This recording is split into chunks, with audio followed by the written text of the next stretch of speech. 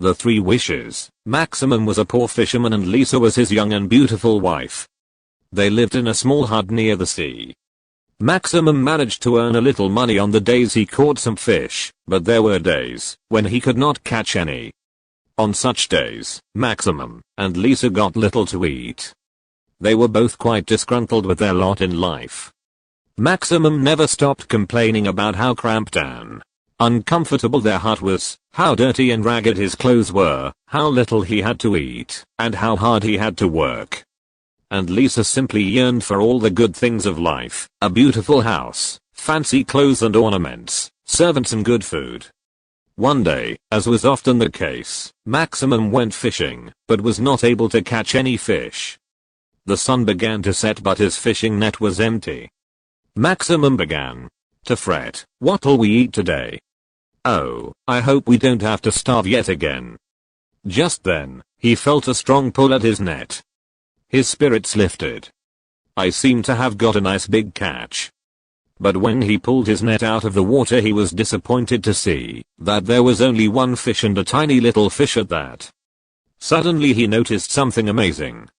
The fish was the color of gold and shining like the sun. As Maximum looked on mystified, the fish began to speak.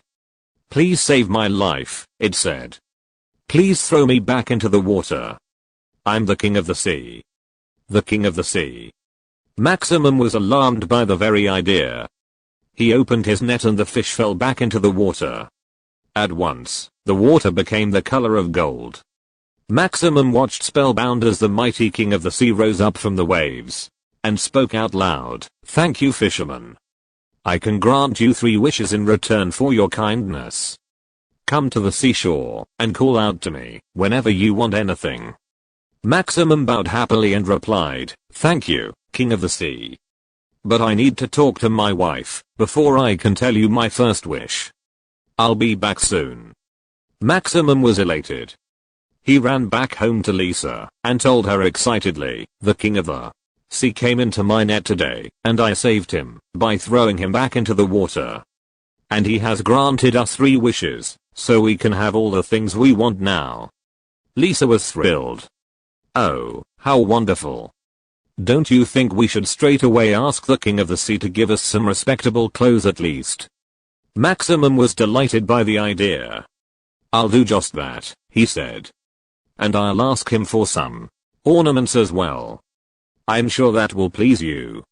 So Maximum rushed back to the seashore. He stood at the edge of the water and called out, "O king of the sea, please come and bestow upon me the wish you promised." Immediately, the water turned the color of gold and the king of the sea rose up from the water. "Yes, Maximum. What is your wish?" Maximum answered eagerly, "Lisa and I would like some decent clothes and ornaments." The king of the sea replied, "Go back. Your wish has come true." Maximum looked down and noticed that he was now wearing a fine set of clothes. A long gold chain dangled from his neck and there was a gold ring on his finger. He rushed home to see his wife adorned in a beautiful sari and gold ornaments. She was happily examining her many gold bangles. When she saw him, she called out, "Maximum, look how gorgeous these bangles are. Oh, how fortunate I am." Maximum and Lisa were content for just 2 days. Then they began to moan again. Lisa complained incessantly about her housework, while Maximum lamented all day about the amount of work he had to do just to catch a few fish. Finally Maximum decided that he would go to the king of the sea and ask for servants who could help them with their daily chores. So Maximum rushed again to the seashore and standing at the edge of the water, called out, "O king of the sea, Lisa and I both need some servants. Please grant me my second wish." At once, the water became the color of gold and the king of the sea ascended from the waves and said, "Your second wish too is granted. But be careful. Remember you have only one more wish left, so make sure you do not become too greedy." Maximum went back to his hut to find Lisa lying on a mat while a maidservant massaged her feet. One servant was busy with the cooking. Another was mending his fishing net, while yet another rushed forward with a mat for him. Lisa beamed up at him from her mat. "Oh, Maximum, Isn't this life wonderful? For the first time in my life, I feel so relaxed. Maximum also lay down on his mat. He closed his eyes to savor the pleasure of the moment as one of the servants took off his slippers and began to massage his feet. Life now seemed blissful and trouble-free for Maximum and Lisa. But it was only a week before they began to grumble again. They began to whine that their hut had become even more cramped and uncomfortable with so many servants. Then Maximum thought of asking the King of the Sea for a bigger house. Lisa was overjoyed at the idea. So Maximum rushed once more to the seashore and standing at the edge of the water, called out, "O King of the Sea, I want you to give me the third wish you promised. We need a bigger house, so can we have that now?"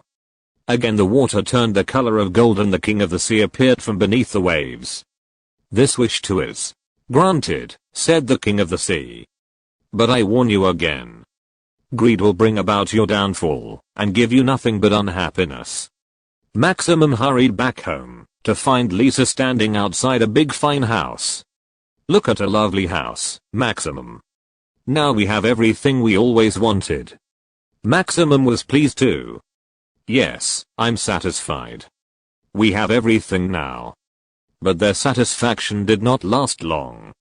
After a few weeks, Lisa told Maximum, "Do you know that in spite of our fine house and servants, the village women still call me a fisherman's wife?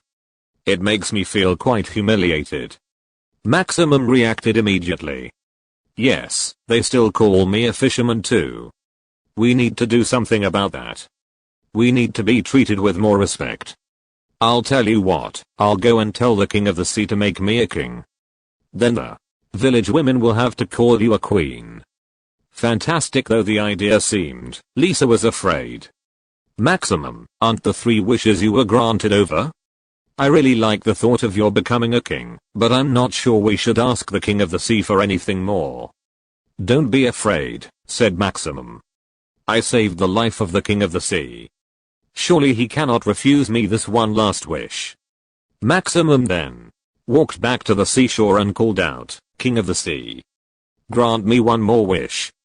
Make me a king and my Lisa a queen." But this time the water did not turn the color of gold. This time the King of the Sea did not appear. Instead the waves rose up high and the sky turned dark and menacing even as an angry voice arose from the water, "Go back, Maximum. You're too greedy. You'll lose everything. But I hope you'll both learn a lesson." Maximum was stunned. As he walked home sadly, he noticed that he was again wearing his dirty ragged clothes. When he reached home, he saw that Lisa was standing outside their dilapidated mud hut, wearing her old torn sari. The house, their beautiful clothes and ornaments, the servants were all gone. With tears in her eyes, Lisa told him, "We should never have been so greedy. We should never again ask for more than we have." From that day on, Lisa and Maximum became contented with whatever they had, and for the first